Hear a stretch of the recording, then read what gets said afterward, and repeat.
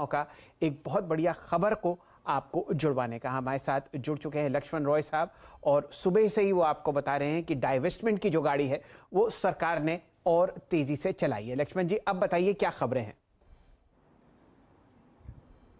देखिए, खबर मुझे इस सूत्रों से मिली है कि सरकार ने माइनिंग सेक्टर की 2 सरकारी कंपनियां या फिर कहें नीति आयोग ने माइनिंग सेक्टर की 2 सरकारी कंपनियां नाल्को और हिंदुस्तान कॉपर को स्ट्रेटेजिक सेल के लिए उसको आइडेंटिफाई किया है और नीति आयोग ने सिफारिश की है कि नाल्को और हिंदुस्तान कॉपर इन दोनों को स्ट्रेटेजिक सेल कर दिया जाए। और यहां पे बता दूं कि नाल्को में जो है सरकार की 51.28% हिस्सेदारी है, जबकि हिंदुस्तान कॉपर में सरकार की केंद्र सरकार हिस्सेदारी 72.76% यहां पर हिस्सेदारी है। और इसके पीछे दलील दी गई है, नाल्को के पीछे दलील यह दी गई है कि नाल्को को अगर प्राइवेटाइज कर दिया जाता है तो दुनिया की सबसे बड़ी कंपनियों में से एक बन जाएगी नाल्को अपने क्षेत्र की। हिंदुस्तान कॉपर के सिफारिश के साथ यह भी कहा गया है कि हिंदुस्तान कॉपर के पास जो भी एक्टिव माइंस हैं उसको भी साथ साथ में स्ट्रेटेजिक डाइवेस्ट किया जाए। जो नॉन फंक्शनल माइंस हैं उनको राज्यों को वापस कर दिया जाए और राज्यों से कहा जाए कि वो आप इसका डाइवेस्टमेंट करिए, इसकी बोली लगाइए। तो ये सिफारिश दीपम को भेज दी गई है। हालांकि दीपम के सूत्रों का कहना है कि अभी तक इस सिफारिश पर कोई अंतिम फैसला नहीं हुआ है।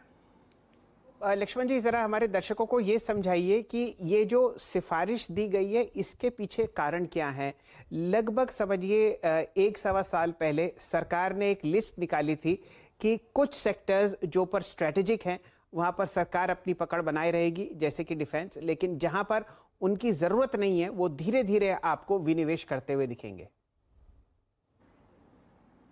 देखिए, दरअसल इसके पीछे सिफारिश के पीछे जो वजह बताई गई है वो वजह यहां पे बताई गई है कि नाल्को के बारे में, नाल्को और हिंदुस्तान कॉपर जो बैठकें हुई उस बैठक में नीति आयोग, विनिवेश विभाग, वित्त मंत्रालय, माइनिंग सेक्रेटरी भी इस बैठक में शामिल थे।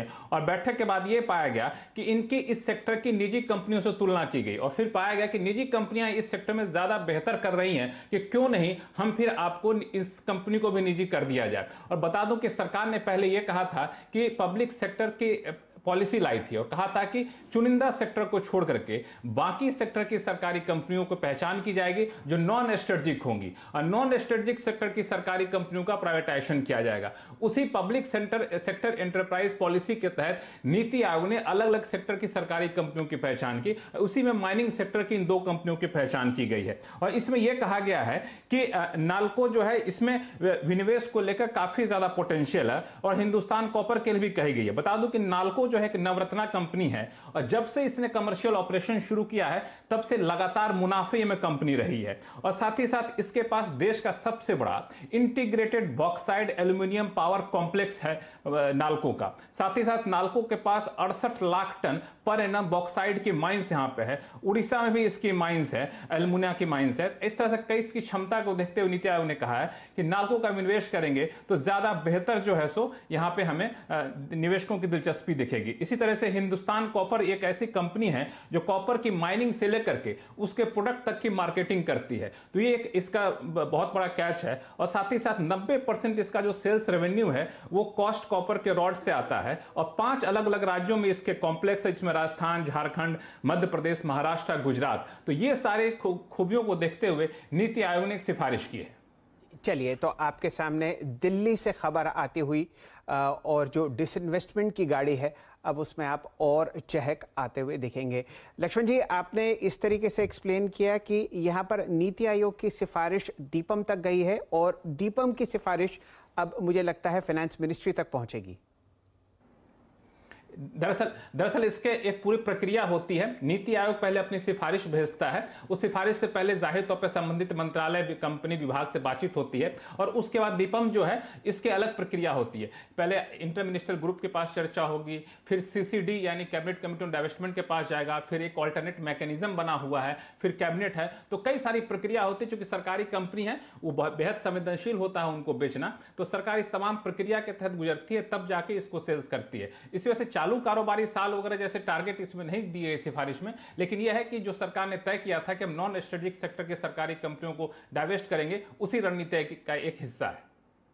जी, और लक्ष्मण जी, आपको याद ही होगा सन 2001 में जो एक और अनलिस्टेड कंपनी थी नाल्को की, जिसका नाम जो सरकारी कंपनी थी बैल्को, वो अनलिस्टेड थी और उसका भी लगभग 51% विनिवेश किया गया था सरकार द्वारा, और वो वेदांत ग्रुप के पास फिलहाल आपको जोड़ती हुई दिखेगी। तो ये खबर आपको फिलहाल दिल्ली से आती हुई दिख रही है। नैल्को 8% ऊपर ट्रेड करता हुआ और हिंदुस्तान कॉपर में आप 15% की वृद्धि देख रहे हैं। वीरेंद्र जी।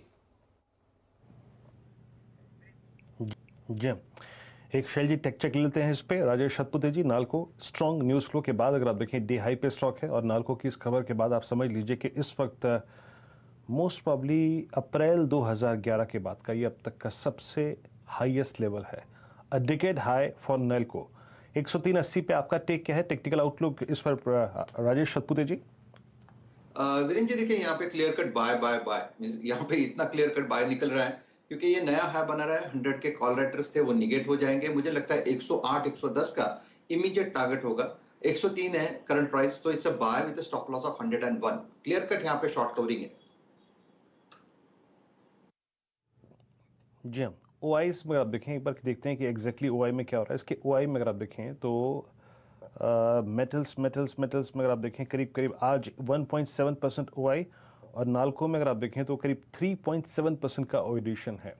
दूसरा स्टॉक कौन सा था अगर आप देखें जिसमें एक रिएक्शन आया इस खबर के बाद? दूसरा अंश जो था हिंदुस्तान कॉपर 125.10 पे आके अपने 200 डे एक्सपोनेंशियल मूविंग एवरेज के ऊपर आके ट्रेड करता हुआ। मेटल्स में हालांकि इसकी